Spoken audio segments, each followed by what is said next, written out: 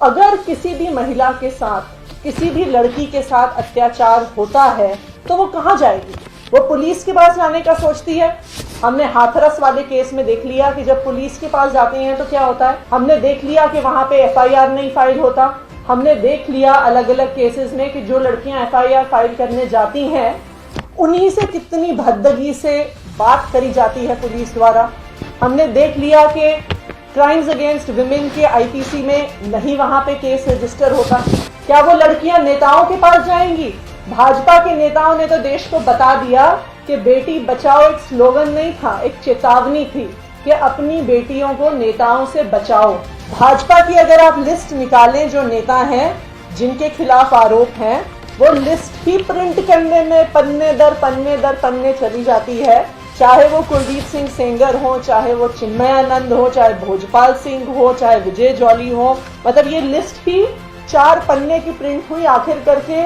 और ये जब हम क्रोनोलॉजिकली प्रिंट कर रहे थे तो 2010 पे रुकना पड़ा क्योंकि तब तक 5 पन्ने निकल चुके थे। वही बीजेपी के नेता हैं कि जब कोई बलात्कार करता है तो उनको बचाने के लिए सामने आ जाते हैं। जब कठुआ में रेप हुआ, एक 8 साल की बच्ची के साथ हुआ, तो बलात्कारी को बचाने के लिए भाजपा के नेता सामने आए।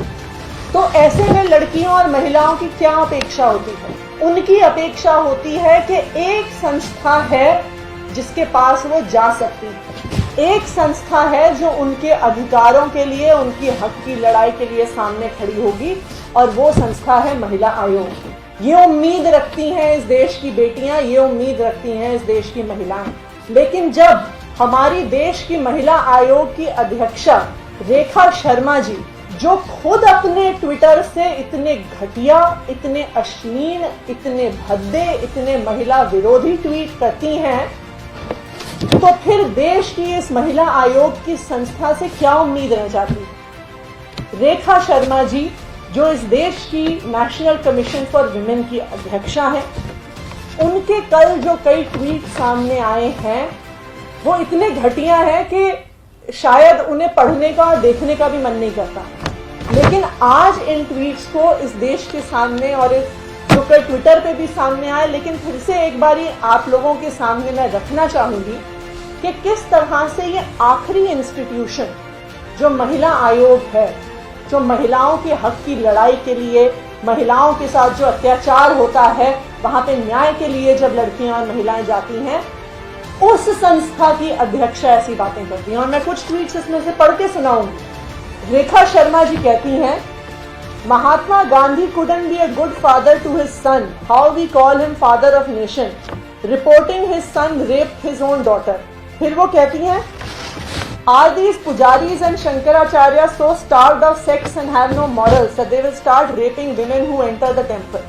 वो हमारे देश के पहले प्रधानमंत्री जवाहरलाल नेहरू जी की ऑब्वियसली एक फोटोशॉप फोटोग्राफ ट्वीट करके कहती हैं, Rahul Gandhi, what was your father doing with these dancers when India didn't even start to breathe on its own.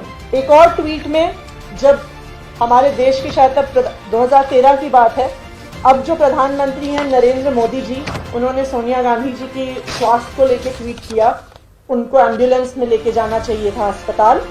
तो रेखा शर्मा जी कहती हैं, Narendra Modi ji, considering her mental health she should be taken to a mental asylum. एक और tweet में कहती हैं वो, Priyanka Gandhi is my sister too, says AAP's Kumar Vishwas, just check if your father is the same, we already knew something is fishy. ये है हमारी देश की महिला आयोग की अध्यक्षा।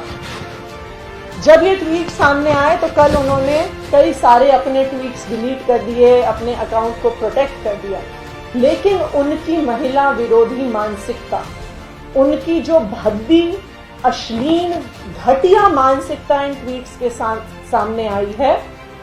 आज आम आदमी पार्टी ये डिमांड करती है केंद्र सरकार से कि तुरंत प्रभाव से रेखा शर्मा जी को महिला आयोग, नेशनल कमीशन फॉर विमेन की अध्यक्षा से हटाया जाए, क्योंकि जो महिला ऐसे ट्वीट्स कर सकती हैं, ऐसी अश्लील बातें कर सकती हैं, क्या वो सामने आएंगी महिलाओं को बचाने के लिए? क्या वो एक्शन लेंगी ऐसे पुलिस अफसरों पे जो लड़कियों के खिलाफ, जो हुए अत्याचारों के खिलाफ जो एफआईआर नहीं फाइल करते? क्या वो एक्शन लेंगी उन ट्विटर ट्रोल्स पे जो घटिया और अश्लील बातें महिलाओं के साथ ट्विटर पे करते हैं, क्या वो एक्शन लेंगी जब लड़कियों को अपने घर से बाहर निकलकर भद्दी बातों का सामना करना पड़ता है? क्या वो एक्शन लेंगी बलात्कारियों के खिलाफ जो खुद अश्लील और घटिया और महिला विरोधी मानसिकता रखती हैं? वो क्या उस संस्था की अध्यक्षता करेंगी जिसे महिलाओं के अधिकारों के लिए खड़ा होना होगा? तो आज हमारी ये मांग है कि रेखा शर्मा जी को तुरंत प्रभाव से नेशनल कमीशन फॉर वुमेन की अध्यक्षता से हटाया जाए।